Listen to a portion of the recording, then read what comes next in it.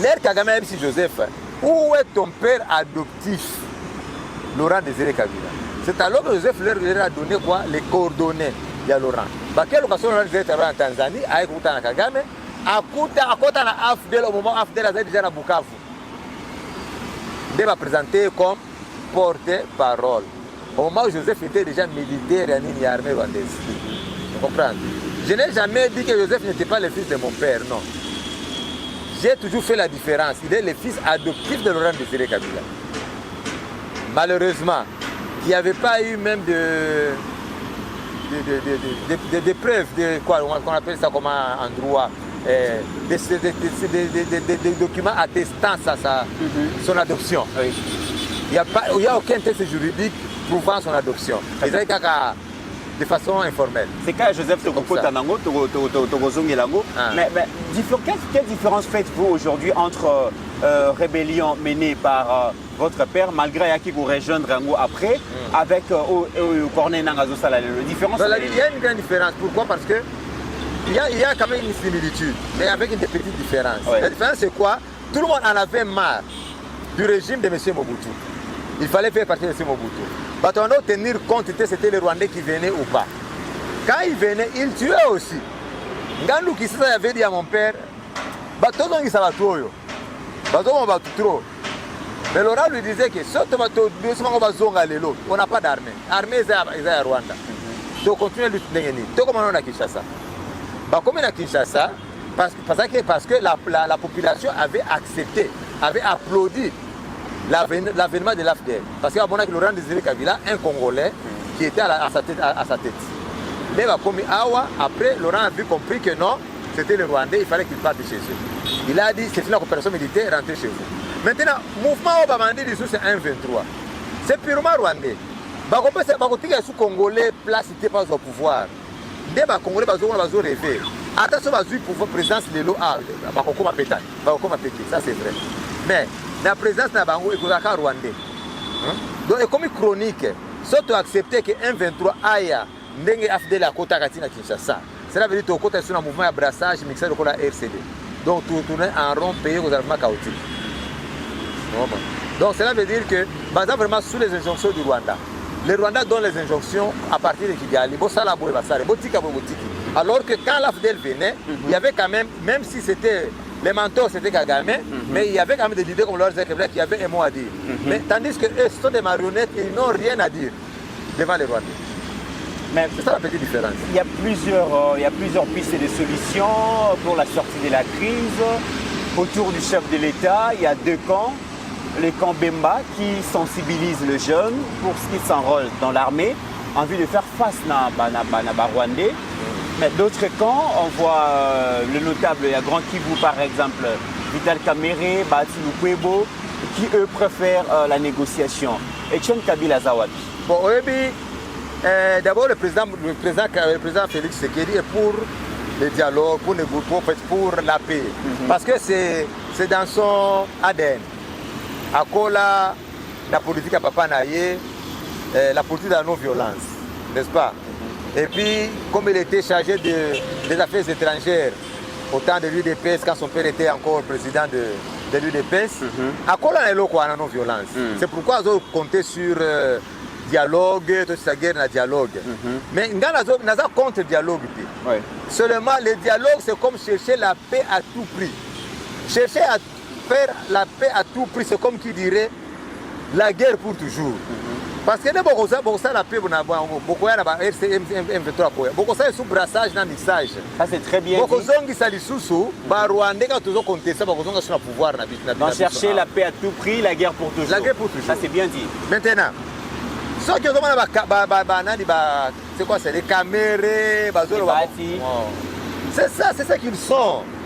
Bayebi qui attache au président à Koufi, attache au président à Longo, donc ça n'a qu'à pouvoir. Tu vois, nous on est Congolais. Quand ça ne va pas au Congo, tu es Liban, tu commences à négliger, tu commences à souffrir. Mais quand ça ne va pas au Congo, Rwanda c'est leur pays. C'est ça le problème. Vous affirmez que Kamerhe n'est pas congolais? Mais je vous dis, le type n'a aucun coup de sang congolais dans ses veines. Vital Kamerhe? Kamerhe c'était un Hutu rwandais. Hein? Kamerhe c'était un Hutu rwandais. Oyebi, Mabele, Otozana, Mabele est sacré. Même Bible lobby, On ne donne pas le pouvoir à un étranger. Hein? Bible et lobby, ils sont maudits. Hein? L'Éternel dit dans Deutéronome 27, verset 17, qu'est-ce qu'il dit? Il dit, maudit. L'Éternel, c'est lui qui dit, maudit soit celui qui déplace les frontières de son voisin. Et tout le peuple dira Amen. Vous comprenez? Sauf que va déplacer les frontières na Bango et comme à côté na Biso Bazo, ils sont maudits. Même Bao Bazo a appuyé Bango, ils sont aussi maudits. Pourquoi ma caméra se précipiter dans le dialogue? Pourquoi? Caméra lui-même, dans la Sun City, j'étais étonné. Le dialogue des fameux dialogues interprofessionnels de Sun City. Je ne peux pas appeler ça dialogue interprofessionnel parce que ça y a Barwandé dans la carte. Les groupes du gouvernement, quand j'ai fait pour pouvoir, ils étaient dirigés par Charles Okoto. Après Joseph Abengi Bango na Kisaba Zongi, après c'est comme leader dans le groupe Nabango, Viter Kamere. Mais ceux qui étaient autour de Kamere, ceux qui étaient à côté de Joseph disaient oh, mais comment c'est fait que tu as un problème à Rwanda, le président a tiré un Rwandais à la tête de notre délégation. Dès qu'on a surtout ah bon, mais ce type ici, c'était Rwandais. Dès qu'on sait ce qu'on va rechercher, Valentin Moubaki n'a jamais été contredit. À Kenan, à Rwanda, on l'a présenté les grands frères de Kagame, les grands frères de Vital Kamerhe au gouvernement rwandais, au sein du gouvernement rwandais, comme citoyen rwandais ou tout rwandais. Mais c'est ce qu'on a bien. Bon, c'est quoi, c'est Kamerhe avec son diplôme d'État. Les gens apprennent à Vital. Dans les organisations, les gens apprennent à diplôme. C'est pourquoi ils ont confiance à Joseph. Joseph, tout celui qui était comme un homme de confiance à ce côté, à Rwandais, soit 100%, soit 50%. Dès qu'on va se précipiter, on va faire un Rwandais. Et puis, attention avec les Kivu. Moi, je connais bien, ma mère est du Kivu. Ma mère est sur le Kivu. Ceux qui sont à Uvira, il y a les Bafulero et les Bavira. Na Uvira, Bafulero est belé, na plein d'Uvira. Burundi est belé, Bakota. Bafulero, mais ce sont des Burundais. Les Bashi, les arrière-grands-parents des Bashi, la tribu Bashi, donc Kamera Mouchi, les arrière-grands-parents, ils sont d'origine rwandaise. Ce qui fait que Moutounion sont un faux Congolais. À quoi on a Zamouchi, un Rwandais, on a Zamouchi. Nous avons tendance mingi à Bashi au bazar à pouvoir, au dialogue. Non, ils défendent seulement leur pouvoir du Rwanda. C'est pourquoi on a que Kamere, Babatu Lukwebo, va s'acharner contre Jean-Pierre Bemba. L'essence nationalisme aujourd'hui nous exige. Moi qui ne suis pas d'élu de presse, moi je n'ai jamais été membre d'élu de presse. Je ne suis pas membre d'élu de presse, mais les combats que nous avons aujourd'hui, c'est contre le Rwanda. Un tout vrai Congolais doit être derrière le Congo. Mais quand le président de la République, c'est Félix Tshisekedi, on doit soutenir le président. Parce que c'est lui qui défend notre nation. C'est lui qui défend Mabele Nabiso. Vous comprenez? C'est pourquoi on a lobby que Batouana, il faut tout tamiser le gouvernement Nabiso. Il faut tout tamiser, non seulement au niveau des renseignements, armée, même dans la politique, il y a poids politique, gouvernement de l'Union nationale, gouvernement à majorité, il faut progresser. Mais c'est vrai, le président Félix, c'est un Congolais, il défend son pays contre les étrangers. Vous affirmez que Kamere Azali Bongo dans un Rwandais, mais osez expliquer à le président Félix, un nationaliste comme votre père, Laurent Désiré Kabila, prend Vital Kamerhe et fait de lui deuxième personnalité à Mboka. Oui, ça il faut demander peut-être au président Félix. Ce que mais ça aussi promet la constitution. Constitution, elle permet à chef du gouvernement pour gouvernement à former la majorité. Or, les élections dans notre pays sont sociologiques. Pour la tribune, de sa province. Aucune personne ne peut gagner à lui seul les élections ici. Il faut ça la coalition. Mais ces gens-là ont réussi. Il y a que se faire populaire dans un tel coin de la République. D'où il faut ça la coalition pour former le gouvernement. Si on forme le gouvernement, il y a un point politique. Oh, j'ai 21 députés au niveau national, j'ai autant de députés au niveau provincial. Mais il faut ça une coalition. Dans la coalition, il y a un gouvernement, il y a un gouvernement. C'est pourquoi que tous les jours dans le lobby, tous les diriger le pays, dans le projet de société. Quand on demande par exemple le bilan du président Félix, moi j'ai dit mais vous lui demandez trop. Est-ce que c'est un projet de société? Tel parti, tel parti, tel parti, tel parti. Parce que quel projet de société? Si on trouve bango moko baza na kati ya coalition et nyosate. Ba projet de société te ba ko laksoni. Le moko président de passer la cabo. Tout ça na kati ya vision chef de l'État. La vision chef de l'État c'est quoi? Ba éviter.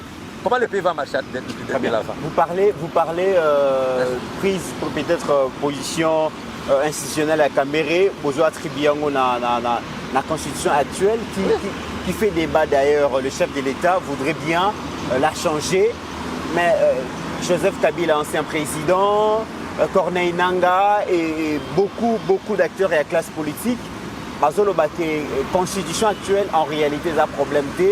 Ce qui m'a changé parce qu'il y a un troisième mandat. Quelle est votre lecture? Mais tout le troisième mandat. Un imposteur rwandais Hippolyte Kanambe, à 18 ans. Hein? Et si un autre président qui est congolais à 20 ans, où est le mal? Bon, oui, la constitution, il faut la changer. Donc ce Kabila respectera la constitution, bien qu'imposteur, ça veut dire que cette anti-valeur, moi, Namboka, Congolais de père 100%, et ce n'est pas tombé dans non-respect à la Constitution parce que Kabila respecte. Pas forcément, on a pris un exemple. Okay. Pas forcément. Mais la Constitution na San City. Na San City Constitution. Après, on a amendé plusieurs fois. Il y a de telle sorte que même si tu as succédé, je vais réussir. À cause de l'obligé, dans la coalition, il ne va pas réussir. Donc, il faut changer la Constitution. Pour changer la Constitution, on a dit pourquoi le président va continuer. Pourquoi? Parce que, au moins, le gouvernement, un gouvernement, c'est dans un pays sérieux, dans un pays qui se respecte sérieux, les projets du développement d'un gouvernement, les projets du développement d'un pays doivent s'étendre au-delà de la mandature. Maintenant, il n'y a pas d'abus awa. Ceux qui mandent à Moutouessir, le projet de développement se couvre. Maintenant, le projet de développement sont présents dans Moutou. Et ça limité. Pour la constitution, pour la guerre dans l'Est. C'est pourquoi j'ai dit que bien que je ne suis pas de lieu de presse, je ne suis même pas partie prenante au gouvernement. J'ai soutenu le président Félix que en 2028, là où on a changé la constitution, à ça le gouvernement il y a à partir il y a choix tout dans la situation qu'on réussit, on réussit. Donc on souhaitait pas réussir dans le mandat. C'est alors que Ngai personnellement comme on a compté si koyo bilan on nous demande peut-être trop. On nous demande trop. Les lobes à lobby ni consultation. Consultation et quand ici bisognos sont mon lobby battu, le lobby bisognos. Bisognos des fois on condamné pourquoi ça ne marche pas ici, pourquoi ça ne marche pas là-bas. Il nous donne aujourd'hui l'occasion tous les Congolais, même les bas peuples, vont s'exprimer. Yo lo bakabasala que l'autre côté. Nazara ba idée nanga bien yaka. Au commis lettre, ok, par le conseil spécial de sécurité de Rande, la CNS, au commis lettre, ok, on peut essayer ba idée à bien.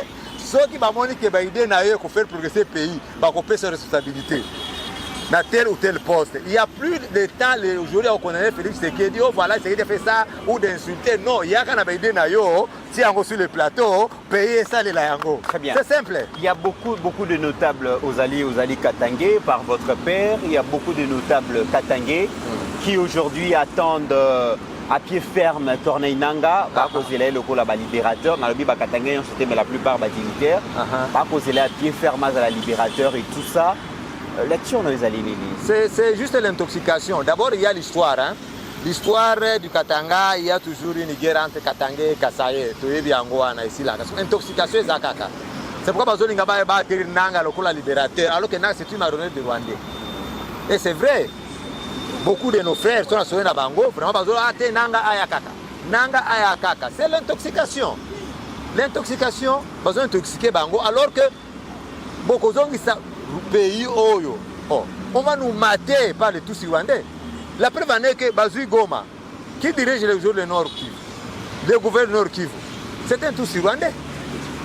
Alors, ceux qui Katanga et quoi, les lots Katanga, les lots. Bah, quand il y a un Rwandais à la tête de leur mouvement.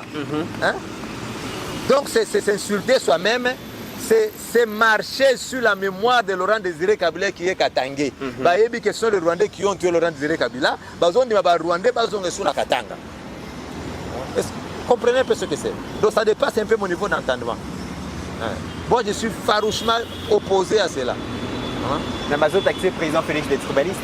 Ouais, le billet de Moutako pillé la richesse de la province de Katanga. le gouvernement, il y a le gouvernement, en fait, tout ça, la constitution, il y a le gouvernement, il y a une politique de rétrocession. Il y a juste une partie où il y a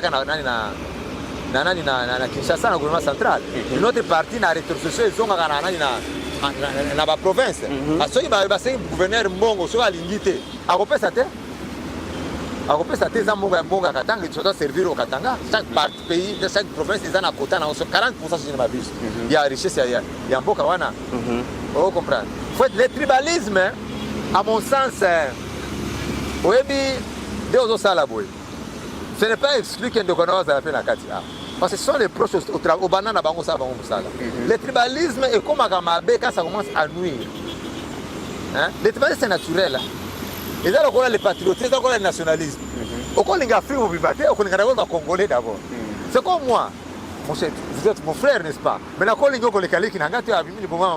impossible. C'est ça qu'on définit un peu mal, on comprend mal peut-être la notion du tribalisme. Il a ses frères de sang, il a ses frères, ses petits frères, ses grandes soeurs. Mais on ne peut pas haïr les autres. Là, ça commence maintenant à nuire. Très bien. Là, ça commence à nuire. Donc, ce n'est pas exclu un jour que au moins Nangaza mettre l'avocat. Moi, je suis ministre, lui est gouverneur là-bas, il ne faut pas se plaindre. Naza va aller Tanga, Aza licencié en sciences politiques, l'autre est maître avocat. Vous allez me dire que non, parce que moi, je suis président de la République, il est Nangaza en Moussala. Non, pas du tout. Très bien. Alors, M. Chen Kabila, je vous convie à Kolanda extrait un reportage où notre réalisateur AG qui a proposé Bisso, Tolandango comme ça, tu as besoin.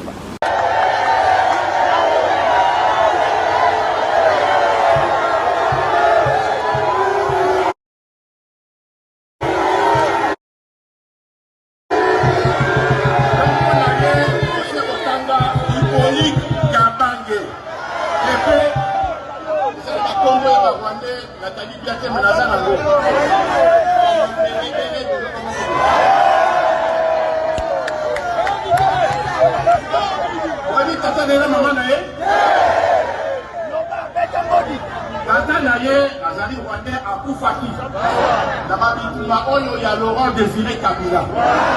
Et on a rébellion contre le président Mobutu. La cadre a Bitumawala Akoufaki.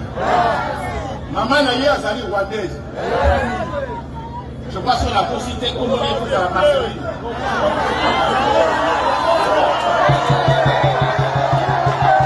Aïtera Mobalo, ma personne qui Ezali. Aïtera Mobalo, ma personne qui Ezali. Force rwandaise. Au Bazaraki pour soutenir Bazaraki par force armée.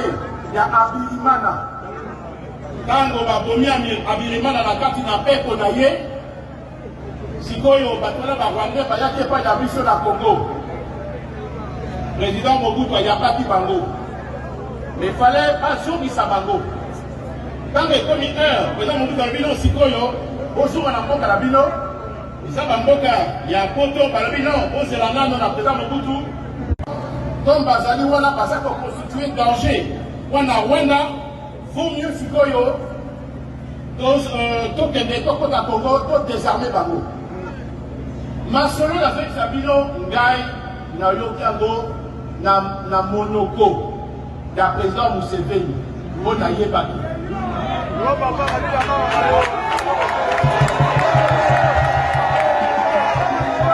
Voilà, M. Chen Kabila, Touti Kolanda, le vice-premier ministre en charge du transport, Jean-Pierre Bemba, dans le cadre de la sensibilisation, il y a des jeunes pour s'enrôler massivement en armée en vue pour défendre Mboka. Il revient sur la nationalité et ancien président Joseph Kabila. Alobi Joseph Kabila, Azali Rwandais, Azali n'a pas preuve, et tout ça au lundi. Réaction des alignés. Oui, mais c'est pas là que ça va Congolais. Pour que l'on va flirter, il faut me jeter des fleurs. Hein? Moi, je suis le premier Congolais à dénoncer le jour de Joseph Hippolyte Kanambe. À Kinshasa, dans la voie des 100 voix pour les droits de l'homme. Dans le pays, ce type, c'était un Rwandais. Il ne peut pas diriger notre pays. C'était un Tutsi Rwandais. Je suis fier de moi. Je suis fier de moi.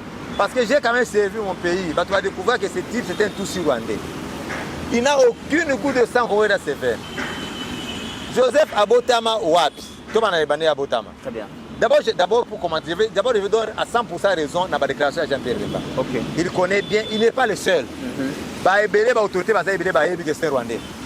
Il va soutenir Akaye pour un intérêt égoïste. Jean-Pierre Bemba a raison. Joseph Abotama na balobalo balibosoma no Abotama na Wimbidira. Après on Abotama na nena ewa bora. Mais ça autour bango ewa bora eza va éviter. Ewa bora existe à Congo. Ewa bora. Sur le plan administratif dans le Congo, ça n'existe pas. Eza secteur T, eza territoire T, eza nini, eza l'autre côté. Ewa bora c'est juste une place de maquis de Laurent Désiré Kabila avant pour la morale à la troupe. Il leur disait que Tovanda Awa, il y a un bel air. Ewa bora sans Swahili, c'est une bel air. Okay. Sur le plan administratif, ça n'existe pas. Donc jamais tu as un document dans l'État, né à Ewa bora, ça n'existe pas. Vous comprenez? Okay. Je vais faire votre main en 91. N'est-ce pas vrai? Selon le comment on va appeler, né à 91. Na Ewa bora. Pardon, 71. Merci pour la correction. 71. Na 71, si femme a Anya, Azamo Salon de Kabila. Azamo na Ronde Kabila. Na 71, si femme a Anya. Hein? Si femme a Anya, Azaki moi c'est Michel Okoma. Okay. Michel Okoma, c'est camarade de Ronde Kabila na Maki. En fait, son soldat parmi ses militaires. Michel Okoma. Maintenant, en 1984, avant la guerre de Moba 1, moi j'étais encore à Kalemi. Avant la guerre de Moba 1, Laurent Désiré Tinda il défonce Masengo, son ami, et Michel Okoma. Qui est sensibilisé dans le nord Katanga, vers Kalemi. C'est ça le nord Katanga. C'est des jeunes pour que la bongo la guerre. C'est alors que Michel Okoma, il défonce Masengo. Il défonce Masengo, l'officier militaire au Azakiwana a de la même tribu que Michel Okoma, Abomaka était à Kimisaye. Michel Okoma zonga suna makite. Laurent Désiré Kabila pensait que Michel Okoma kufa. Ndeza Moba la sifa manya. Après la guerre de Moba 1, 84, Moba 2, 87, Laurent Désiré Kabila zuba tunaye nyosa kina bango na Tanzanie. Ndé sifa koma moi sinaye. Après 87, ndé sifa manya koma moi sianani à Laurent Désiré Kabila. Ils ont eu des enfants? Babota pété. Babota pété. Babota pété. C'est comme Joseph comme moi na sifa manya ndenge. C'est pourquoi mais pourquoi biso ba kongo to zakaboye? Mais sifa manya faut bakangayet. Les autres termes, les mêmes Jean-Pierre même pas voilà, le politique rwandais. Il faut commencer par arrêter la sifa manya. Hein? Pour la haute trahison. Même Joseph doit être arrêté. Il faut l'arrêter. Pourquoi tous autres là-bas? C'est pourquoi ils ont dérangé, parce que ça a un 20 ans pour déranger biso. Hein? L'usurpation de nationalité n'est pas une infraction. Comment est-il devenu congolais? Lui qui est rwandais a comme président à Congo. Il a dirigé notre pays par défi pendant 18 ans. Nous savons tout ce qu'il a détruit. Des millions de morts. Je me plaignais beaucoup, moi, contre le président Félix. Je me plaignais pourquoi? Parce que comment se fait-il que Tozaki na Libar, 5 millions de morts, 4 millions de morts, 8 millions de morts. Tout comme qui ça, Joséphine a commis ce partenaire numéro 1 président Félix. Donc ça ne passait pas dans mon esprit. La limite qui est malembe parce que moi Jean-Pierre Bemba aye kongali sa moto oyo yo allez mieux placé pour bakisa moi coup de marteau na makambo Bemba lobi parce que vous allez mon ya famille. La limite quand même c'est vrai que linga kozonge la makambo mingi de loba déjà mingi mais l'histoire se répète et il faut qu'on rappelle ba makambo wana surtout dans temps oyo bana mingi pe bakoli lelo makambo wana ba yebite. Famille Kabila Bino Banaya, Laurent Désiré Kabila. Beaucoup de Joseph Kabila na tango nini. Boyebi na circonstance nini. Et c'est quand même toye bayango. Boyebi kane olobi na sina loba tuna lemba kweta masolo wana Joseph. Oh mon. Joseph non seulement a rendu mauvais service na pays, même dans notre famille. Il a divisé la famille, il a appauvri la famille. Hein? Donc Barcelone sina beta trop sona lobi makambo mingi ya Joseph batolobaka no azana haine. C'est pourquoi il y a mis comme makambo politique. Parce que moi quand j'ai parlé la défense de ma patrie. La défense il y a Congo. Joseph n'est pas dirigé mon pays, toi quand c'est ça haine. Haine pourquoi? Vous comprenez? Haine pourquoi? Joseph tokutana naye par hasard à ma manifestation. Quelqu'un au bano kutana naye rarement, je sais pas comment wapi. Il s'est gêné lui-même, il savait que c'est un fils adoptif. Et puis, ce n'est pas le seul à être adopté par Laurent Désiré Kabila. Mon père avait adopté beaucoup d'enfants. Il y a un master na lutte. Ok. Azana mwana mususu babenge Masengo Kabila. Mais azana mwana oyo yepe abota ye comme na Masengo Kabila. Mais azana mwana mususu ya Ildefonse Masengo Sonani. Il s'appelle Ildefonse Masengo Kabila. Azana mutusu ce qui c'est Saïd était ici. C'est le fils de son ami, son père, son ami était Moutaba de Moba, il s'appelle aujourd'hui Saïd Kabila. Il y a aussi Selemani, c'était un Rwandais, il est de son père rwandais, c'était ses amis du maquis. Il a adopté beaucoup d'enfants. Mais Joseph a profité de Kaka, la guerre contre l'armée, a profité de se mettre à côté de son père adoptif parce que c'est lui qui disait, qui donnait beaucoup de secrets à Laurent. C'est comme ça qu'il gagnait la confiance. Et l'heure à sentir que comme il y a un coup d'État, ça c'est un coup d'État. Mais alors, Jeannette et Zoé, histoire de Bango Zanini. L'histoire de Bango Zanini, moi j'aime parler de ma famille, j'aime parler de mien. Ma famille n'a pas de là. Nathan Oyo. Vous comprenez? Ma famille n'a pas de là. Seulement pas parce que Joseph a appauvri la famille, parce que Joseph a usurpé tout ce qui était de nous, ou bien Joseph a fait tuer notre père. Non. La famille pleure aussi. Pour le gouvernement, doit soutenir. Pourquoi? Parce que le président de la République a reçu les enfants de Lumumba, les enfants de Kassavou, et les enfants de Laurent Désiré Kabila. Quand on peut les enfants de Laurent Désiré Kabila, bataille va Joseph. Mais les vrais enfants, on va marginaliser les lots, parce qu'ils peuvent bangoter. On ne pense même pas aux monuments du chef de l'État. Mais notre père est mort à exercer ses fonctions. Il était président de ce pays. Il y a ce qu'on appelle les monuments du chef d'État. C'était un droit le plus strict, mais personne n'y pense. Hein? Comment on dit? Donc, ce qui est politique, il y a famille. Comment ça va suivre l'idée? C'est politique. C'est très important parce qu'aujourd'hui, parce que Jean-Pierre Bemba Leloboué, à la moussi le sous soit il y a des Congolais va comprendre un peu plus au niveau de la famille. Jean-Pierre Bemba a Joseph Kabila a présenté peut-être 3 ou 4 membres de la famille. Et on a lié de lien entre famille Zoé, Bango, Jeannette. famille Bango, il y a la confusion. Tu sais, on ne parle pas le même langage. Quand tu ne parles pas de Zoé l'a dit, vraiment.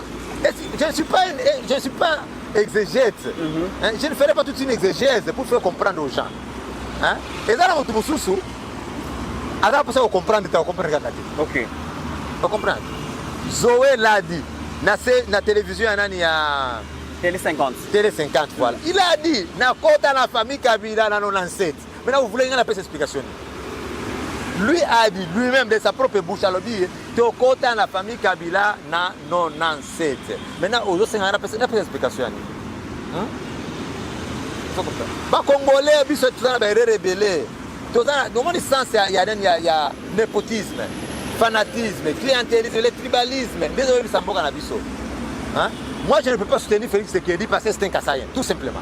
À ça, le leur de mon côté. Parce qu'il est Kassaïen, on peut me contrer. Vous comprenez? Il faut que ça soit moi parce que moi je suis du Congo central, ou bien moi je suis Katangé. Non. Pays que vous allez développer, c'est pourquoi on va tout soutenir. Il a dit que Joseph c'est un Rwandais, mais comme il est contre Félix, il est contre un Kassaïen, à quoi soutenir Joseph? C'est pourquoi on va tout soutenir Bananga. Parce qu'il est contre Félix, mais comment il peut contre Nanga? Non. J'ai toujours dit, moi je ne suis pas de l'île de paix, mais je ne peux pas soutenir Nanga. Je ne peux pas soutenir Kagame, je ne peux pas soutenir le Rwanda. Hein? Donc ce qui est le mouvement des Zongi, Barondé va besoin d'un pouvoir na biso. L'Elbe Mazolo, vous pensez qu'il est le seul à savoir que Joseph est Rwandais? Mon frère, j'étais avec Francis Kalomba en Afrique du Sud. Les autres Fatini ont négocié naïe. Francis Kalomba m'a dit, tu sais que Joseph parle bien Kinyarwanda. Ce qu'on a mis Touni. Tu sais que je parle bien Kinyarwanda. Et je sais que Kinyarwanda na présence ya Congolais. Bon, tout ça, on découvre que c'était Rwandais. Donc, si on a vu Kinyarwanda na présence de Kalomba, c'est pour dire que France Kalomba est sur Rwandais. Tout autour de Joseph, tout ça va être une menace de Rwandais. Ou soit à 100%. Dans Rwandais. Oh, mon frère. Ghana, Joseph Fatinga Fasto négocié. Vraiment, celui qui m'a appelé, ça faisait qu'il t'engue. Dans sa interview, na faisait qu'il t'engue Kikumba. Oyo, Malésia Mazembe. Il était en exil aussi. Tout le temps, il pas à Moïse. Tout ça, il y a une émission, na dictaphone. À fond, le dictaphone a béni, il va voir Moleka. Oui, venez écouter un peu ça. Oui, venez à lui, Malamo, dans un cas. Oui, venez à lui, non, ne faites pas passer ça, je vais parler au chef de l'État. Qui était absent au Zubango. 2 jours après, qui était à Benginga, non, je vais faire dire Francis Kalombo pour négocier. Alors, comment les lots? Ah. C'est quoi, regardez Francis Kalombo. Il faut que c'est mes renseigne, c'est qui on a moutiné. Pourquoi? Na bengi, mon vieux, viens en Gamoko comme on est Désir Mwamba. Pour y avoir une million comme la musique à Bani. Voilà. Désir, viens Désir. Par exemple, ça, Francis Mwamba, Francis Kalombo, oh, je vais faire tout négocier, naïe. Gani beaucoup de temps, c'était policier, mais il faut faire attention, c'était Rwandais. C'était Rwandais, je vais faire Rwandais. Oui, c'était Rwandais, il faut faire attention parce que à tout le monde a le binanga. Tala bien comment ça mino libanda bolo quoi ba tout sur Rwandais. Au comment c'était Rwandais, mais c'était Rwandais à 50%. Papa naye azaki le qui a diplomate moko boy congolais qui na Rwanda. Papa naye avait engrossé une tousi rwandaise. Ndé Francis Kalombo bota makawana. Vous comprenez? Vous comprenez pourquoi elle était tous les jours à côté de Joseph. Vous comprenez ce qu'on phrase tu sais que Joseph parle bien qu'il y a Rwanda. Vous comprenez? Parce qu'on dit que Joseph c'était Rwandais. Bah yebi que Joseph c'était Rwandais. Bah tout ça va yebi. Si vous avez fait un exercice, vous avez répété, vous avez koloba, mais j'ai besoin de bunda trop pour n'amboko. Olive Lembe azalaki mwasi à Kabila à Balaki. Est-ce qu'Olive n'a pas cherché un jour ya ko sangisa pebino ko solo lana? Ça va banana, ça banana. Au sens personnel. Ça banana, je n'ai aucun rapport avec Olive. Vous avez une relation amoureuse. Akora sangisa la famille ngati nga famille na yete, akusangisa ngani. Moi j'ai ma famille. Obenga na une prison, une parenthèse. Papa leki na biso, les seuls qui restent c'est Dieu donné qu'à son kabwa. Azo va presser et belé pour nanga. Je m'excuse papa pour l'attendre sur la télévision. Hein? Obligé qu'on va ébêter le Kabilate. Or, lui m'a dit l'air ngala botamina oké. Aza na maman nanga ndako ya maman nanga la oranze Kabila Academy. C'est moi qui ai recevé ça Kinshasa. Hein? Tout ça la 20 ans tout solo kana été. Poizo banga bakoboma ye Joseph azoboma fort mutaza contre abomi donc Joseph aboma ba aimé ba Oscar qui c'est John Kabila ba kufa Joseph aboma bango ba tante azana dikasi aboma bango papa venait qu'on s'opposer na pouvoir tout celui qui s'oppose à lui, tout celui qui dit c'est un Rwandais il faut kufa, tout celui qui n'est pas le fils de Laura il faut kufa, il faut effacer battre la soine. Alors mutu azaki cible mingi za papa Dieu donné, il a fait des grâces contre ma personne mais ngala za ina prison. Nani atindi balé qui n'a pas contre ma camonanga. C'est pas Dieu donné. 20 ans après. Oui, mes amis, on a semblé la gâter. C'est Dieu d'Israël que moi j'ai pris à ma case. Papa Dieu donné à appeler mes jeunes frères. Bon, ça là, il faut pas. Il y en a bien en prison. Babunditi, Nzamba et Sali Singa, n'a bien en prison. Donc cela veut dire qu'il n'a bien en prison. Ma prison, ça m'a permis de me réconcilier avec ma famille. Ma famille. La famille Kabila. C'est une citoyenne congolaise. Hein? Il n'a aucun problème avec moi. Tout ça, arrête de rap, n'a mon côté, n'a rien, l'autre mon côté. Même si on a un centenaire, on a. Par contre, on a agité. Et tenez au salani. Tu as bango comme table la première nanga tu bureau de au salani awa. Na que n'est pas c'est pour le bagage qui tout ça commémorer le 24e anniversaire, il y a Laurent Désiré Kabila. L'un de mes jeunes frères, il y a eu qui n'a gâté tout que des caméras, mais ça va pas na biso. N'a qu'un avant de comme toutes les personnes. C'est comme un problème pour la famille. On comprend. Ce qui intéresse pour les citoyens, c'est comme ça. Donc, ce qui intéresse pour les peuples, c'est ça, Makambo Mboka. Surtout Joseph, c'est parce qu'il a dirigé notre pays pendant 18 ans. Sifa, comment il a joué ses jeux, il y a cause à la Maman Joseph. Maman Joseph Kabila, ça s'est passé comment? Sifa s'était senti marginalisé. Mon père était au pouvoir. Oui, je ne peux pas entrer dans. Ce n'est pas moi à contrôler la vie privée de mon père. Avec la base Némissa, tout Sifa a parmi les 3 femmes. Hein? Maintenant, Sifa a qui est un peu marginalisé, je ne sais pas pourquoi. Problème je ne sais pas. Sifa, il est arrivé à un moment donné, Sifa empoisonne Laurent Désiré Kabila. Vous n'avez pas entendu les médias, peut-être que vous étiez encore trop jeune. Mon père était parti au sommet du médical en Suisse. Il fallait qu'on soit la maquille parce qu'il y a qui empoisonné. D'abord, il a soigné en médecine traditionnelle, puis il s'est fait soigner en Suisse. azongaka les raisons les services de renseignement nous se pensent Laurent Kabila a preuve nous palpable que voilà nous avons posé Laurent Kabila c'est Sifa Mahania. Pour quelle raison? Des Sifa Mahania atia Laurent Kabila azwa ba tie na prison. Les faits sont vérifiables. Ngalo ba bilo on sala ba preuve. Bokende pa Kelly Kitungwa Dido Azali directeur à prison, il est en vie Azali na Kinshasa. Membre à AFCD ya nani ya Bati Lukwebo. Na mona bakombo na yana bapano, il est encore en vie. Bon tu Sifa Mahania n'était pas en prison. Azali en prison pendant que Laurent Kabila était aux affaires. Maintenant Joseph Abimi Saka Sifa na prison. Secrètement. Akena bomba na Lubumbashi. Puisque il n'a pas wana bazo préparer ba ko Laurent Kabila. Qui va témoigner que Joseph est congolais? Il fallait Sifa Mahania témoigner que Joseph est congolais. Après c'est ma privilège et c'est comme ça Sifa sentir que non moi na on est à Lindinga. Après la mort de Laurent Désiré Kabila, personne n'était encore en mesure de ressusciter Laurent Désiré Kabila. Sifa a lobby Joseph Azamwana naye. Et bah tout ça bandimi que Joseph Azamwana naye. Des problèmes à ça de moi. Ça on dit bien, il y avait une conférence de presse que mon père avait tenue un jour. Il y avait des cours diplomatiques. Il disait à ses ministres que quel est cet ambassadeur congolais qui peut aller donner des injonctions à un ministre français. Ouais. Hein? Mais ici, vous êtes des ministres, les ambassadeurs vous donnent des injonctions, vous acceptez, vous appelez, vous allez à l'ambassade. Il dit, ces ambassadeurs sont vos subalternes. Et il avait dit une phrase, il dit, et s'ils continuent à corrompre les femmes, on les expulse. On comprend le prince c'est parce que Babanda d'abord a tenté de couper sa tchala moine à poison, maman tchala moine à poison à Boyaka. Avec ça, Laurent, il a empoisonné. Mais quand on a donné le poison à Sifa Mahania, il a empoisonné le Kabila. C'est pour cette raison qu'il était parti en prison.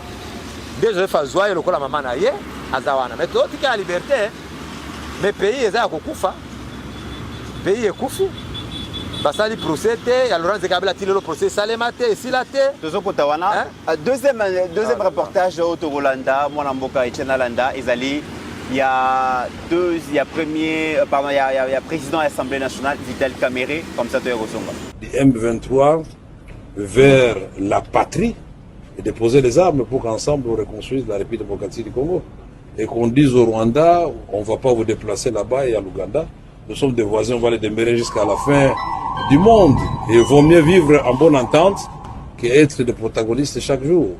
Et nous avons dit aussi au Conseil spécial du président en matière de sécurité que le président, en ce moment, doit faire en sorte qu'on ne puisse pas tolérer que n'importe qui passe à la télévision ou dans les réseaux sociaux parler à son nom pour énerver justement cette démarche de la recherche de cohésion nationale et de recouvrir la paix dans notre pays. Plus nous sommes unis, plus nous sommes forts. Il ne faut pas qu'il y ait contradiction entre l'objectif, la pensée des chefs de l'État et les actes qui sont posés sur le terrain par les institutions, par les individus. Il ne faut pas frustrer les gens davantage si nous voulons aller très loin. Et moi, croyant, je suis convaincu que... Bemba parle de Kabila, Kabila Moutazo financé M23, Mobondo, Kabila Zassima, mouvement terroriste, Kabila Zali Moupaya, Bemba Zali au forêt au moulin. Mais Kamerhe, la consultation, Kamerhe ne voit pas d'un très bon œil le fait que Bemba s'attaquait bon à Joseph Kabila. Oso expliquer en Nengeni. Mais Kamerhe n'a jamais été opposant à Joseph. C'est son ami. C'est Joseph qui a façonné Kamerhe. C'est pourquoi ce côté-là. D'accord, ça est le Romoko. Président Outagoma, si je ne m'abuse. Cargo n'a pas été en Gom, ici de Kouya. Il y a eu des morts. Hein? Voiture n'est blindée, Koufa, et Vika. Tu vas dans avion à Koufa. Oui, pas l'année. Rwandais, tu vas dans la Mboka, notamment les Kamerhe.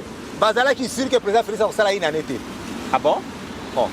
Mais aïba kimbongo ya 100 jours pourquoi? Aïba ki que makambo ko sila nango bakoyeba te avant basala ba enquête Félix sera déjà mort. Hein? Les mabeti avion c'est pas un hasard bakaise président na kati kuna.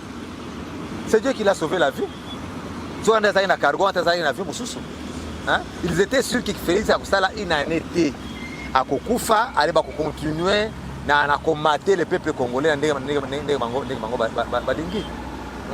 C'est pourquoi les gens sont contre le président Félix. Oh, bon, moi, je vais expliquer tous les jours. Naza pour le président Félix. Président aujourd'hui, celui qui dirige le Congo. Aza chef suprême de l'armée, Aza le premier citoyen de la République, il est le président chef de l'État congolais. Ce président Félix, c'est le Akoufi Lelo. Directement.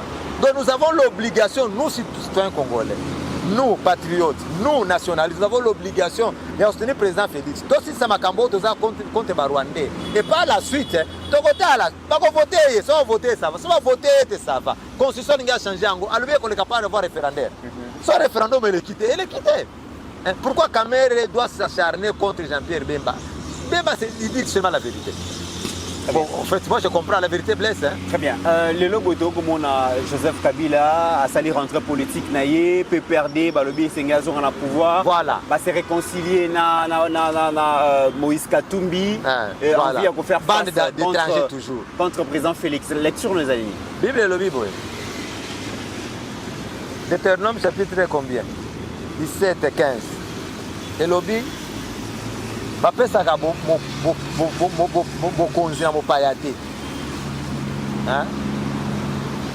Tu mettras sur toi un roi que choisira l'Éternel ton Dieu. Tu choisiras parmi tes frères un roi. Et tu ne te donneras pas un étranger qui ne soit pas ton frère. C'est comme on dit, Congo. Joseph Azonga na Congo. Mais tu as maudit.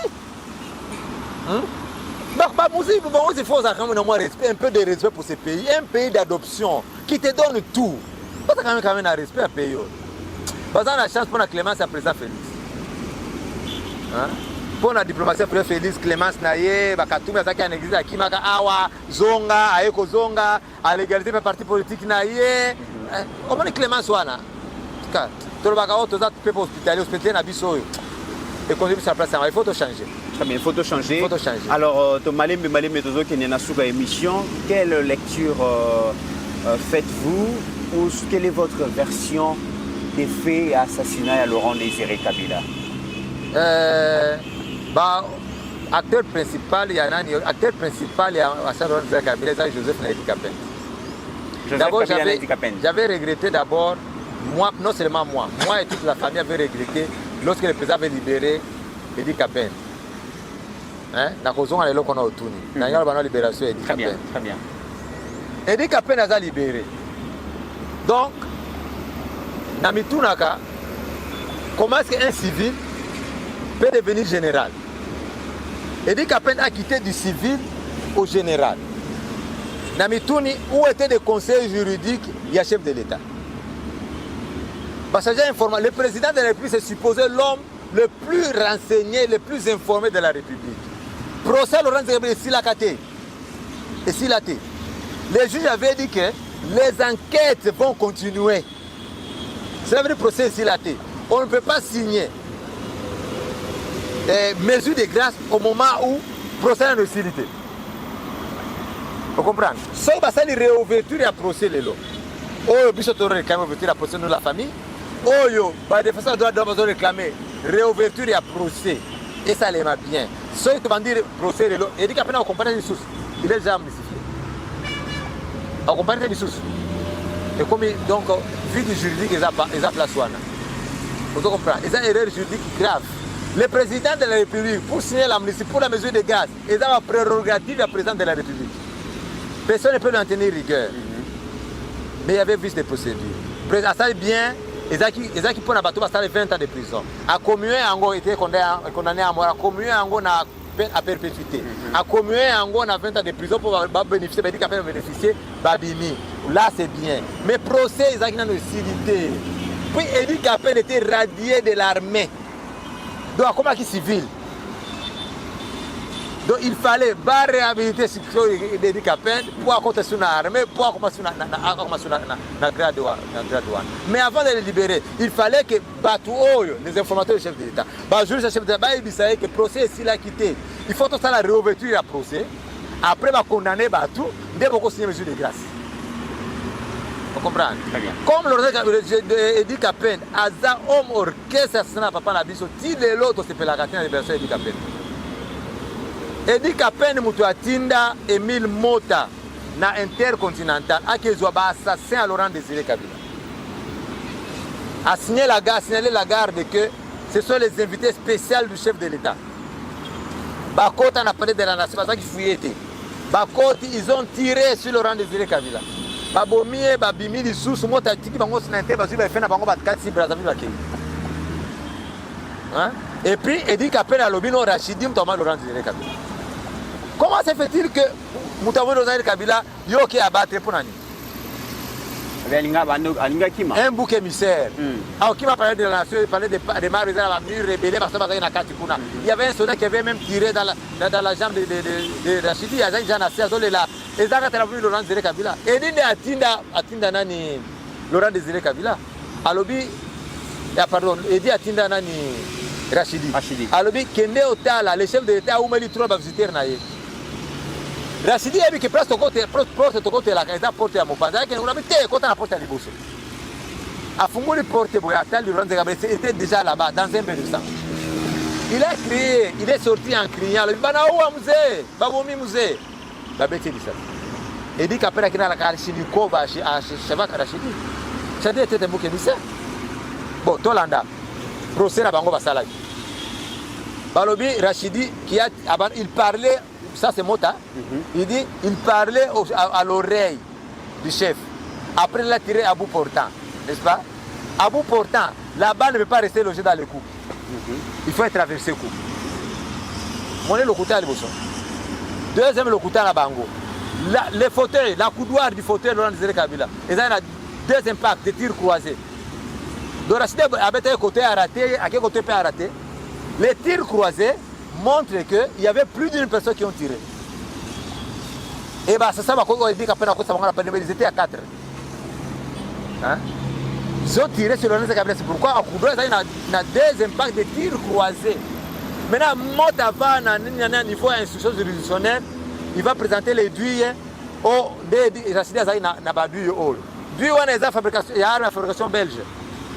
Tandis que les militaires, les gardes corps de Laurent Désiré Kabila utilisaient les revolvers 8 mm de la fabrication nord-coréenne.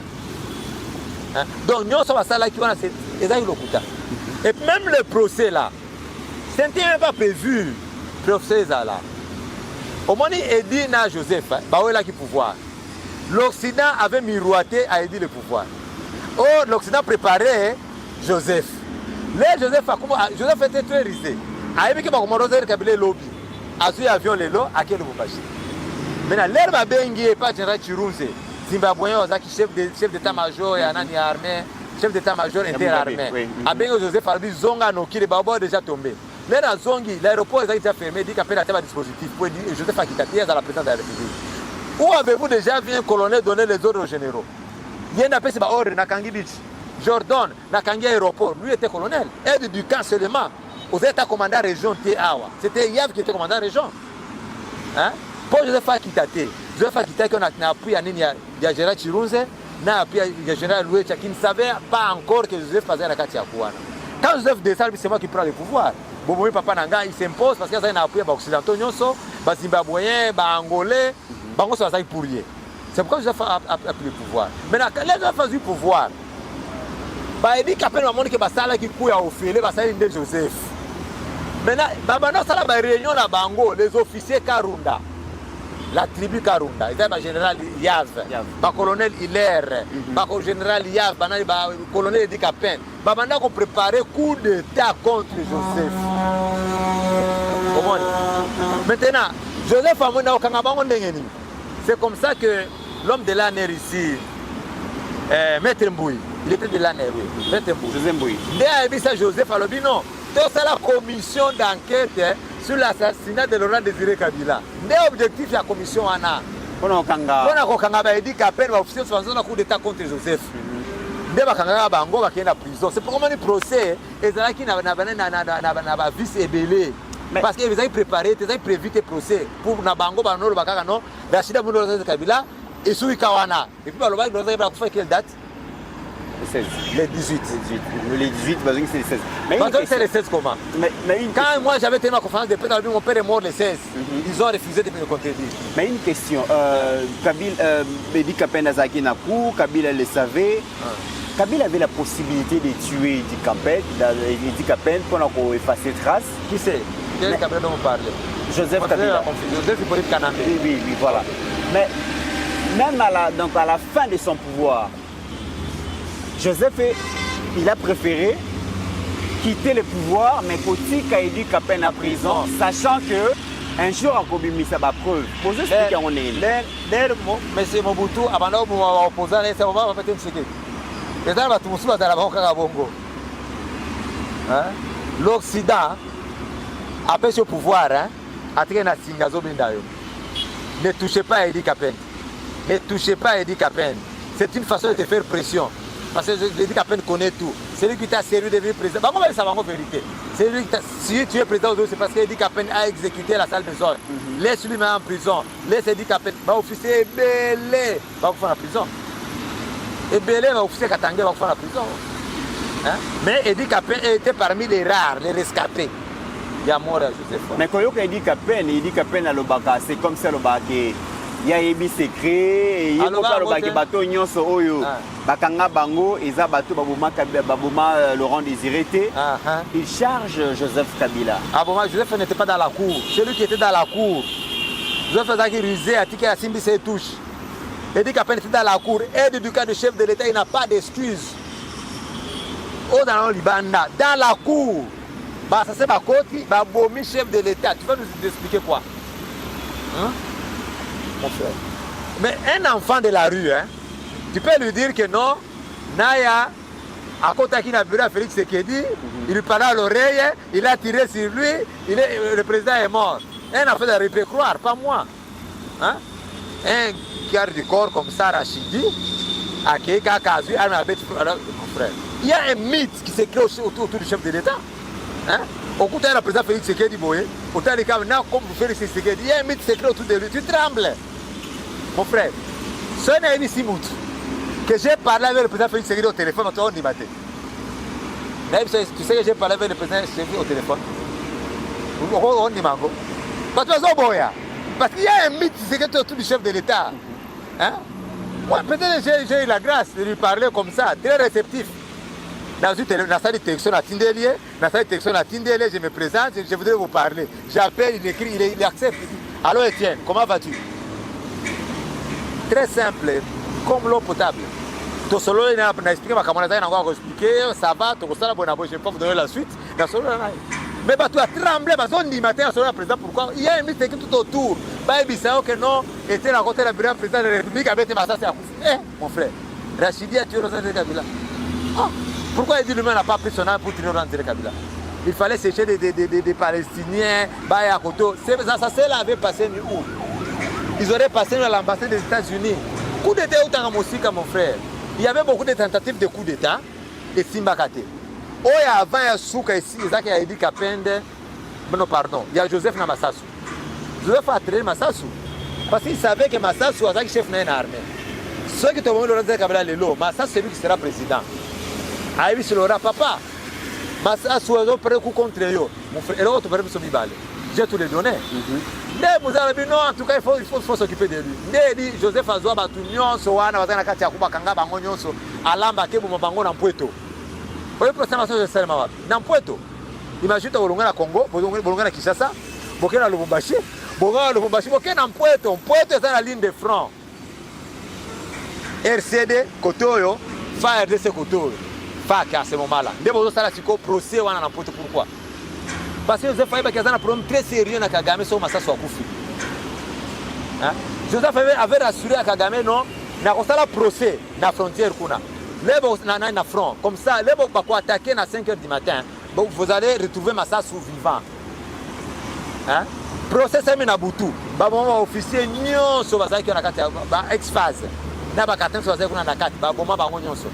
Babeti Massassou de Massassou. Nani RCD attaqué 5h du matin. Après, Joseph dit à Kagame non, on a un affrontement wana, il dit à Zoï Babal. Et c'est des gens encore à Massassou. RCD akenda na Masasu enterré na poste na Bukavu. Les étudiants avaient déterré le corps de Masasu. RCD akenda kuna Rwanda. Peut-être que mort ya musée entre autres zalaki vengeance. Ya ba collègue ya Masasu ba sepela tende muzaboma bomsa Masasu. Masasu ba collègue ya wapi? Emili mufeso mtu asi akufi. Congolais vengeance mon morté. Les amis de Laurent Kabila akufi, ils ont vengé leurs amis. Mais quel rôle ba Masta ya donc ya Laurent Désiré, Batakoudji, ba tous ces gens-là tant makamone Salem Joseph Kabila s'imposer. Moi, je travaille à la présidence. Quand un coordonnateur stagiaire de renseignement, bureau national dans la ville de l'Équateur, il y avait un immeuble de You. J'ai travaillé à l'ambassadeur itinéraire Freddy Moulongo Moulunda Mukena. C'est lui qui était mon chef direct. Moi, j'étais coordonnateur chargé de renseignement. Et dans la branche, il y a ICA est l'initiative Kabila ONG. Dans la branche, il y a ambassadeur itinérant, comme il y avait ambassadeur itinérant au pays potentiel. Après, dans la branche, il y a sécurité, renseignement. Moi, j'étais le cordon. Ce n'était pas les amis de Moussa qui devaient me dire. Mais que Joseph a tué Laurent Désiré Kabila. Mais, mon frère, Laurent Désiré Kabila, ce qu'il y a aux ministres, au Sani, pas comme moi, le Lampuko. Mais ça, dans le coup. Lorsque Gaïta Kakouchi, qui était la deuxième personnalité de la République, à ce temps-là, dans la réunion à Bangoya Oyua, Kakouchi a dit, tout ça la commission, non pardon, il parlait de, j'oublie encore la terminologie. Transition? Non, tout ça la transition. Et ça disait par un collège, voilà, c'est le thème qu'il avait utilisé. Tout ça la collège des sages, et qu'on dirigeait le pays dans la transition. Joseph Aterema Bengana Bangonyosi.